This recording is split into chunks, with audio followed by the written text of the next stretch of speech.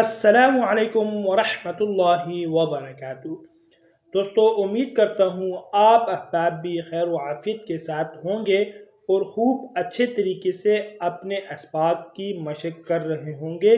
قرآن مجید کو تجوید کے ساتھ سیکھنا ہر کسی پر لازم ہے کہ جس طرح قرآن مجید نازل ہوا ہے اسی طرح قرآن مجید کو پڑھا جائے، قرآن مجید کا حق اسی طرح ادا کرنا چاہیے۔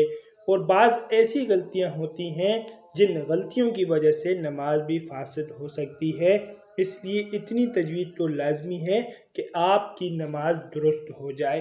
دوستو، تختی نمبر 2 کا الحمدللہ ہمارا سبق مکمل ہو گیا ہے۔ اب اس تختی کو آپ خوب اچھے طریقے سے سمجھیں۔ اس تختی میں آپ جتنی محنت کریں گے، جتنی اچھے طریقے سے آپ لفظوں کو پہچانیں گے، آگے آپ کے لیے آسانی ہوگی۔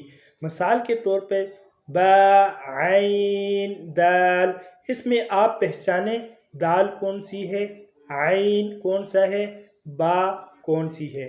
اس میں ہر حرف کو آپ یہ اب درمیان والا پڑھیں، غین، غین، را، حمزہ اوپر، یا، قاف، واو۔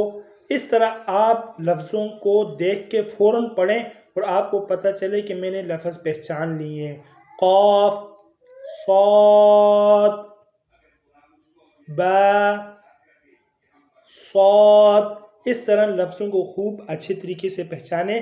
آپ دیکھیں اگر آپ اس طرح لفظوں کو پہچان سکتے ہیں تو ٹھیک ہے، اگر نہیں پہچان سکتے تو آپ اس تختی کو دوبارہ محنت کریں، انشاءاللہ آگے آپ کے لیے بہت آسانی ہوگی۔ اور مزید اچھی ویڈیوز کے لیے آپ چینل کو لازمی سبسکرائب فرمائیں۔ جزاکم اللہ احسن الجزا۔ طالب دعا قاری محمد آصف۔